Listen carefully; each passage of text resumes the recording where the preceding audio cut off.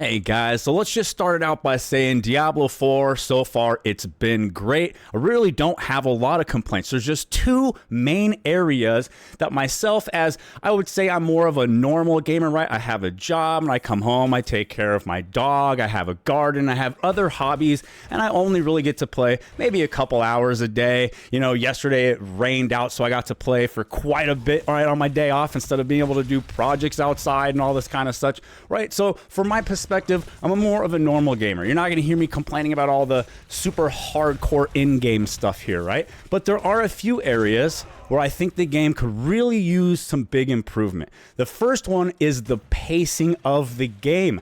Now, I say the pacing of the game could use some work because World Tier 3 is locked behind completing the campaign. So basically, if you get level 50 before you finish the campaign, you are stuck in one of the first two world tiers where things only really scale up for level 50, and you're not going to keep getting, improved, better drops. Your experience rate for going through your Paragon levels is going to come to a crazy halt because the monsters don't get that experience bonus. This happened to one of my longtime viewers and supporters of the channel. He's in his 50s now, and he's only in like Act 3 because he was actually doing the side quests.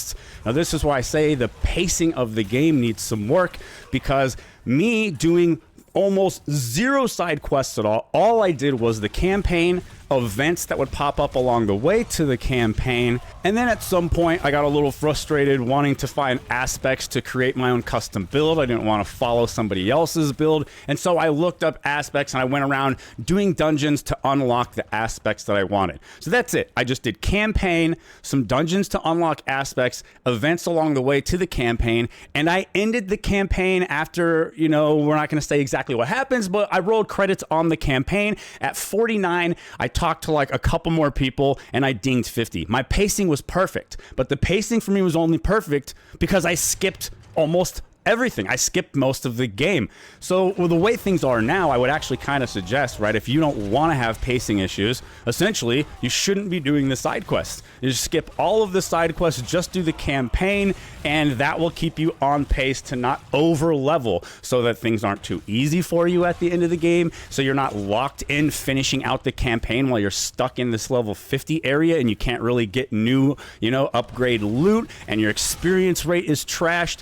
It's kind of a bummer. I think they should do something about the pacing here, primarily probably just like let you go into World Trade Tier 3 without having to do like the capstone dungeon, which is like locked behind finishing the campaign. Now, if that dungeon was just a difficult dungeon that you could do without having to literally finish the campaign first, then that would be fine also. But I definitely think for your average normal player that wants a smooth course through, right, and doesn't want to be like purposely controlling and not doing this and that so they don't over level, this could use a little bit of work. The other thing that the game could really use is WASD movement. I already made one video about this, and of course the gatekeepers tried to leave their nasty comments, and another content creator even tried to meme on me, gatekeeping stuff. The way I like to think of the guys that gatekeep games are they're basically versions that are upset that pussy has been gatekept from them for their entire life, and they're excited to have one little thing where they feel like they can gatekeep from other people. But for all of us normal, healthy, well-adjusted adults, the gatekeeping games is ridiculous. The game could definitely use the WASD movement. That last video I made on it went on to be one of my more successful videos. The amount of comments I got on that from people that completely agree. Maybe they aren't all, hardcore ARPG players. Maybe they're Blizzard fans. Like one comment I got was from a WoW player. He's like, if Blizzard wants their WoW fans to check out Diablo 4, which they definitely do, it'd be a really good idea to include the accessibility controls that works good for them.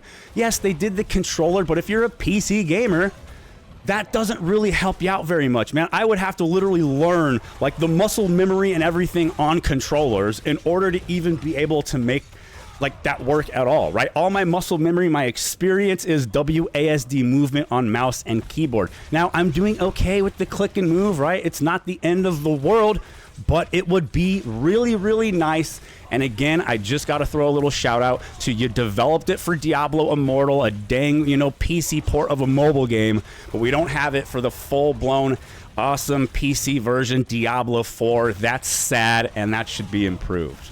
Thanks for watching. Let me know in the comments if you agree, disagree. I would love to hear from you guys. And maybe if you enjoyed it, hit me with a like, comment, or subscribe. Really appreciate it. Helps the channel, helps keep me inspired to make another video. I'll catch y'all in the next one.